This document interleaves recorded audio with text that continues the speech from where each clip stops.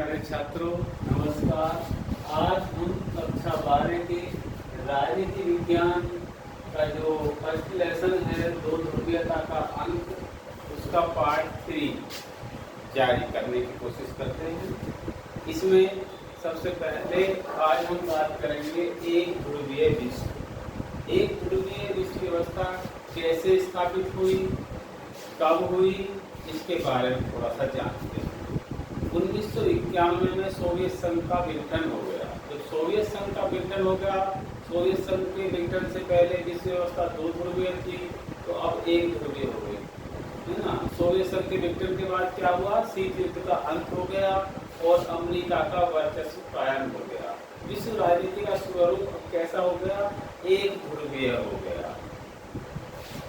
और प्यारे छात्रों, इसी के अब बात करते हैं एक ध्रुवीय विश्व में अमेरिकी वर्चस्व। अमेरिकी वर्चस्व को देखें तो अगस्त 1990 में इराक ने क्या किया, इराक के पास में एक छोटा सा देश है कुवैत।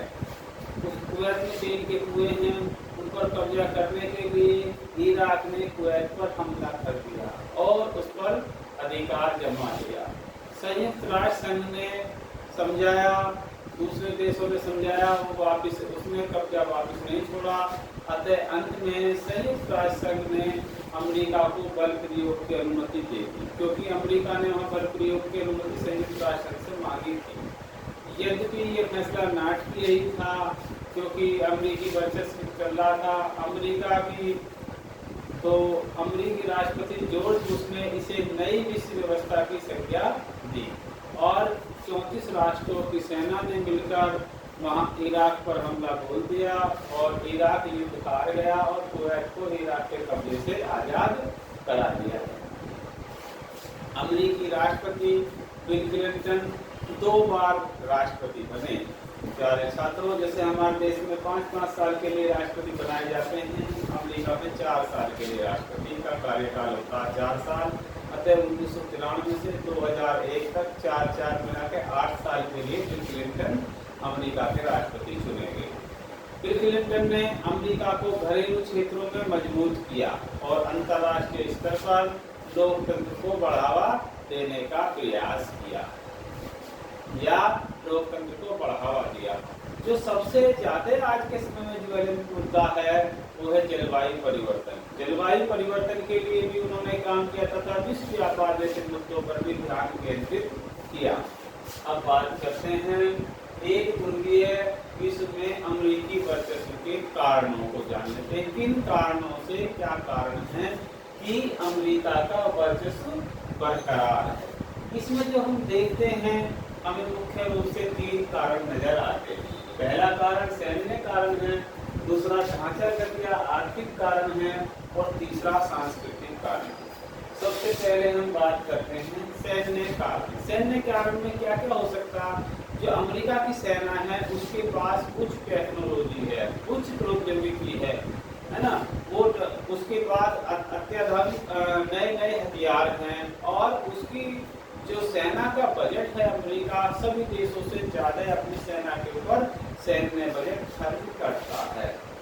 अमेरिका की सेना में 5 सशस्त्र कमान हैं। उन कमानों के नाम हैं उत्तरी कमान, दक्षिणी कमान, केंद्रीय कमान और यूरोपीय कमान और पैसिफिक कमान। इस प्रकार से 5 कमानों को मिला करके अमेरिकी सेना सुसज्जित है, सजी हुई है। अर्थात विश्व में सबसे ज्यादा मजबूत देखा जाए तो यह सबसे ज्यादा सुसज्जित जो सेना है वो अमेरिका की है। अगर इसके एग्जाम्पल के रूप में देखें तो इसमें प्रथम खाड़ी युद्ध व द्वितीय खाड़ी युद्ध में इसने अपना वर्चस्व पूरी दुनिया को दिखा दिया है। नेक्स्ट बात करें ढांचागत या आर्थिक कारण।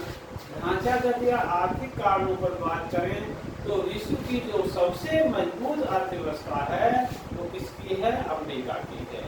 और अमेरिका ने मुक्त समुद्री व्यापार पर नियंत्रण कर लिया है। जो समुद्री मार्ग है सब जगह इस तरह की सेना बैठा ली है और वहाँ आवागमन के नियम खुद ही नियंत्रित करता है अमेरिका, क्योंकि सबसे ज्यादा मजबूत इसकी सेना है। उसने सभी समुद्री मार्गों पर अपनी सेना लगा ली, अपनी मर्जी के अनुसार चल निर्धारण या टैक्स का निर्धारण भी अमेरिका ही करता है।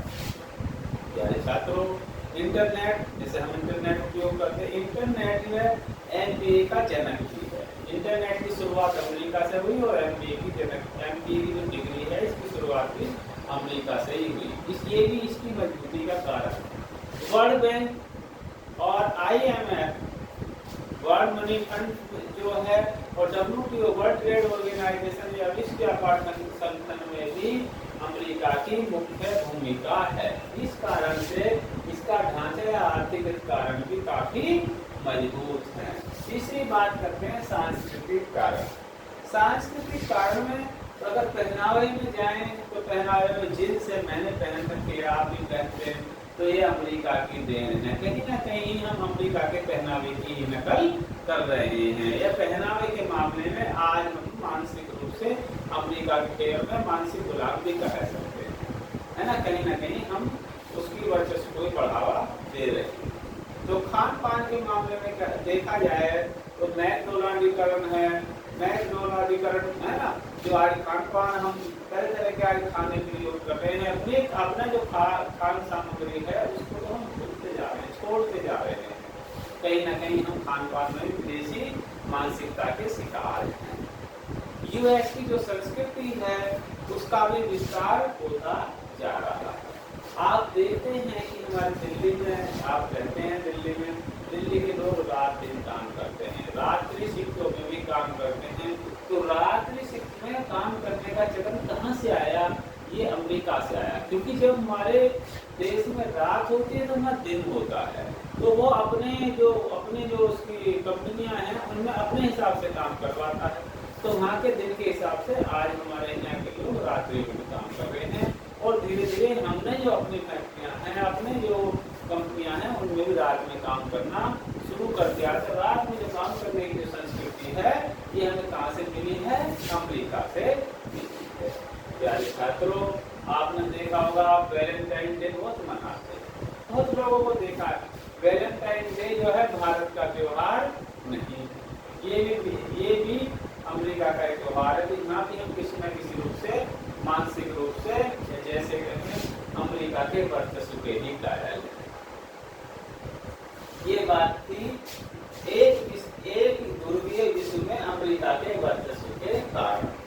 अब थोड़ा सा बात कर लेते हैं, ये घटना आ जाती है, कभी कभी पूछ ली जाती है। एक 11 सितंबर 2001 की घटना है, या ऐसे 9/11 की घटना के नाम से भी जाना जाता है, क्योंकि अमेरिका में महीना पहले लिखा जाता है, डेट बाद में लिखी जाती है, इसलिए से 9/11 की घटना भी कहते थे। ठीक है, 9/11 की घटना क्या है प्यारे छात्रों?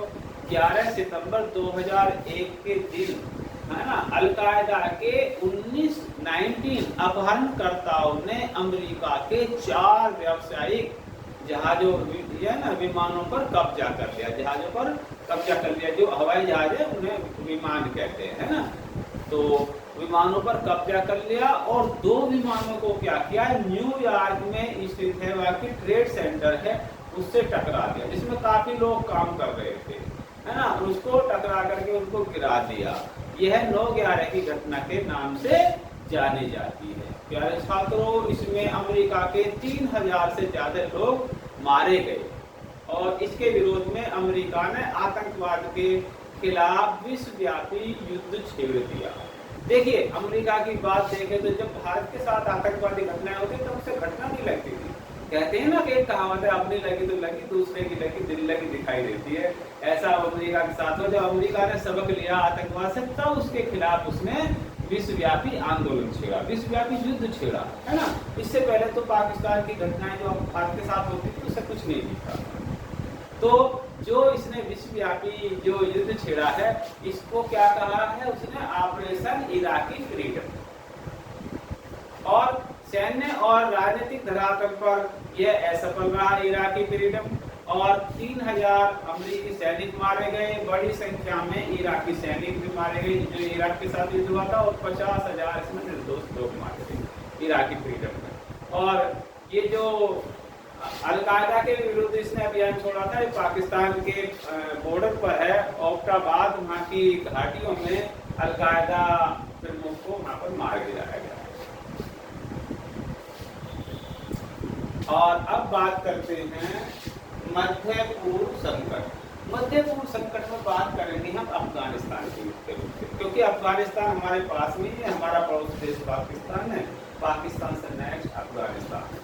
अफगानिस्तान में क्या हुआ, 1989 में वहां पर सोवियत संघ की सेना थी। सोवियत संघ की सेना ने क्या किया, 1989 में अफगानिस्तान को छोड़ दिया, अफगानिस्तान को छोड़ करके अपने देश चली गई।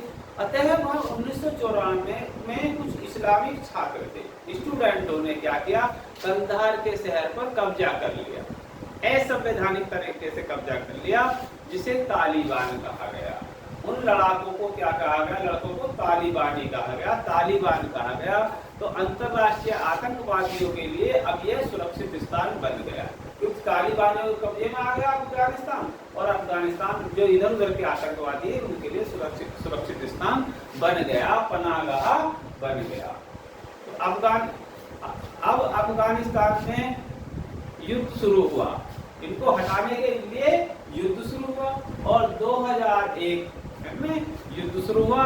नवंबर 2001 में ब्रिटिश की सेना ने और अमेरिका की सेना ने, अमेरिका की फौजों ने और ब्रिटेन की फौजों ने मिलाकर तालिबान को वहां से उखाड़ फेंका, अर्थात वहां से भगा दिया।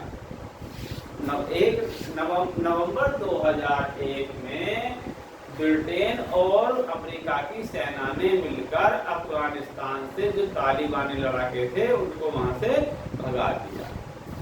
परंतु क्या हुआ, 2020 में फिर से अफगानिस्तान में तालिबानी सत्ता में आ गए। जो वहां की लोकतांत्रिक सरकार थी उसको उन्होंने भगा दिया और जबरन फिर अफगानिस्तान पर कब्जा कर लिया, और वर्तमान समय में अफगानिस्तान पर तालिबानियों का ही कब्जा है। ये बात थी अफगानिस्तान संकट। नेक्स्ट बात करते हैं खाड़ी युद्ध, है ना। खाड़ी युद्ध जो अभी बता रहे थे हम, है ना, वही है इराक वाला। खाड़ी युद्ध में अगस्त 1990 में क्या हुआ, इराक ने अपने पड़ोसी देश कुवैत पर अब कब्जा कर लिया, अवैध रूप से कब्जा कर लिया, क्योंकि वहां के तेल कुओं पर कब्जा करना चाहते। मैंने कहा था जो प्राकृतिक संसाधन है इनको हड़पने के लिए ही सब देशों ने एक दूसरे पर कब्जा किया है। भारत को भी उपनिवेशित इंग्लैंड ने इसीलिए बनाया क्योंकि यहाँ के जो प्राकृतिक संसाधन प्रचुर मात्रा में थे और उनका उपयोग करने के लिए या उनके द्वारा अपने आप को धनी बनाने के लिए भी उन्होंने ऐसा किया। तो ऐसे ही क्या किया, 1990 में इराक ने अपने पड़ोसी देश कुवैत पर अवैध रूप से कब्जा कर लिया, है ना, उसको अपने अधिकार में ले लिया। उस समय वो अमेरिका और अन्य देशों द्वारा समझाया गया, संयुक्त राष्ट्र संघ ने भी तो इराक को समझाया, परंतु इराक ने वहां से हटने की कोशिश नहीं की। जब किसी के समझाने पर भी इराक कुवैत से नहीं हटा तो संयुक्त राष्ट्र संघ ने अमेरिका तथा अन्य देशों को मिलकर वहां बल प्रयोग की अनुमति दे दी। अब 34 देशों की मिलीजुली सेना ने, 34 देशों की मिलीजुली सेना ने, जिसे कहेंगे आकांक्षियों का महाजोट या गठबंधन, है ना, मिलीजुली सेना ने, और इसके सेना के कितने थे, 6,60,000 सैनिकों ने वहां पर फौरन मोर्चा खोल दिया, अर्थात इराक पर हमला बोल दिया, और इस युद्ध में इराक हार गया। कहाँ एक इराक, कहाँ 34 देशों की सेना, मुकाबला कैसे हो। संयुक्त राष्ट्र संघ ने इस ऑपरेशन को है ना ऑपरेशन डेजर्ट कहा, है ना। वैसे देखा जाए तो ये अमेरिका का ही अभियान था, या ये अमेरिका के वर्चस्व, इसमें भी अमेरिका का वर्चस्व ही झलकता था, या अमेरिका का वर्चस्व दिखा देता था, क्योंकि इन कई संगठनों में अमेरिका की ही पकड़ है। अब खाड़ी युद्ध के बाद हमारा जो है, हम बात करते हैं इसको अरब स्प्रिंग। अरब स्प्रिंग, अरब क्रांति या लोकतांत्रिक जागृति, इसके ऊपर कई बार से क्वेश्चन आ रहा है। 99% 2024 के एग्जाम में भी इस पे से क्वेश्चन बनेगा। तो प्यारे छात्रों, इसे कृपया करके बिल्कुल ध्यान से सुनिए। अरब स्प्रिंग क्या है, क्या हुआ अरब स्प्रिंग में, है ना। 21वीं सदी में लोकतांत्रिक व्यवस्थाओं तथा 21वीं सदी जो अब चल रही है, 21वीं सदी में लोकतांत्रिक व्यवस्थाओं तथा पश्चिमी एशियाई देशों में लोकतांत्रिकरण के लिए एक नए विकास का उदय हुआ। लोकतंत्रीकरण के लिए एक लहर सी उठी। इस प्रकार की एक परिघटना को अरब स्प्रिंग के नाम से जाना जाता है। लोकतांत्रिकरण की जो लहर उठी अरब देशों में, इसे क्या है, अरब स्प्रिंग के नाम से जाना जाता है। स्प्रिंग माने उछाल के होते हैं, है ना, जिसका आरंभ 2009 में ट्यूनीशिया से हुआ। ट्यूनीशिया देश है जिसकी शुरुआत 2009 में ट्यूनीशिया देश से हुई तथा अरब देशों में धीरे धीरे इस आंदोलन ने अपनी जड़ जमा दी या धीरे धीरे अरब देशों में फैल गया। इन देशों की जनता ने सोचा जो भ्रष्टाचार, बेरोजगारी तथा निर्धनता है ना, इसके विरुद्ध संघर्ष किया और यह संघर्ष एक राजनीतिक आंदोलन के रूप में परिवर्तित हो गया। जनता क्या मानती थी? जनता का मानना था कि ये जो तत्कालीन समस्याएं हैं ये निरंकुश राजा या तानाशाही का ही परिणाम है। प्यारे छात्रों, कभी कभी पूछ लिया जाता है कि ये अरब स्प्रिंग एक्चुअल में है क्या, हुआ क्या था। एक मोहम्मद बाऊजी नाम के व्यक्ति थे जो रोड पर ठेला लगा करके अपना रोजगार चलाते थे। पुलिस वालों ने उनके साथ बदसलूकी की, वो रिपोर्ट लिखवाने गए, किसी ने उनकी नहीं सुनी। अंत में उन्होंने अपने ऊपर ज्वलनशील पदार्थ छिड़क कर और आग लगाई। इस प्रकार से उनके जलने से एक चिंगारी सी फैल गई। कभी कभी हमारी राजनीतिक भाषा में इसको माचिस की एक तिली की संज्ञा भी दी जाती है। तो अगर इस तरह का क्वेश्चन बनता तो घबराने की जरूरत नहीं है। वो मोहम्मद बाऊजी का ही मसला, माचिस की एक तिली मतलब एक व्यक्ति ही क्रांति पैदा करने के लिए काफी है। जिस प्रकार से माचिस की एक तिली पूरे गांव को या पूरे शहर को जला सकती है, उसी प्रकार से एक व्यक्ति भी क्रांति करने के लिए काफी होता है। इसलिए इसे मोहम्मद जी को माचिस की एक तिली की संज्ञा भी दी गई। और ये ट्यूनीशिया में जो उठी, क्या उठी? लोकतंत्र की मांग उठी, है ना, लोकतांत्रिकरण की मांग उठी और लोकतंत्र की मांग उठी।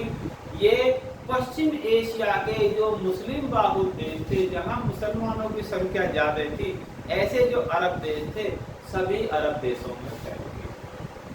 और जो इसमें जो बहुत दिनों से सत्ता में काबिज थे, जैसे होसनी मुबारक जो है 1979 से 1979 से मिस्र की सत्ता में थे, उन्हें भी सत्ता से हाथ धोना पड़ा, अर्थात उनकी सत्ता भी उनके काबू से जाती रही या एक प्रकार से जो गए उन्हें अपनी सत्ता छोड़नी पड़ी। एक बड़े स्तर पर लोकतांत्रिक विरोध प्रदर्शन के कारण या विरोध प्रदर्शन के परिणाम स्वरूप कई देशों के शासकों को अपनी सत्ता से हाथ धोना पड़ा या कई अन्य देश के शासकों को भी अपनी सत्ता छोड़नी पड़ी। और इसके अतिरिक्त अरब क्रांति का प्रभाव कौन कौन देशों में फैला? यमन, बहरीन, लीबिया तथा सीरिया जैसे अरब देशों में भी इसका प्रभाव देखा गया, जहां जनता द्वारा, है ना, कहते हैं जनता जनार्दन है, जनता की शक्ति सबसे ज्यादा है। जनता तो, है ना, किसी को भी राजा बना सकती है और राजा को प्रजा बना सकती है, जनता के आगे किसी की नहीं चलती। तो ये कहते हैं जहां जनता द्वारा इसी प्रकार के विरोध प्रदर्शन ने पूरे क्षेत्र में एक जागृति को जन्म दिया। तो ये लोकतांत्रिक जागृति के नाम से भी जाना जाता है, अरब स्प्रिंग या अरब क्रांति के नाम से जाना जाता है। इस प्रश्न के आने की बहुत ज्यादा संभावना है। प्यारे छात्रों, अब हमारा लेसन 1 कंप्लीट हो गया है। ठीक है, इसको एक दो बार वीडियो को सुन लेना और ये आपको याद हो जाएगा। Thank you.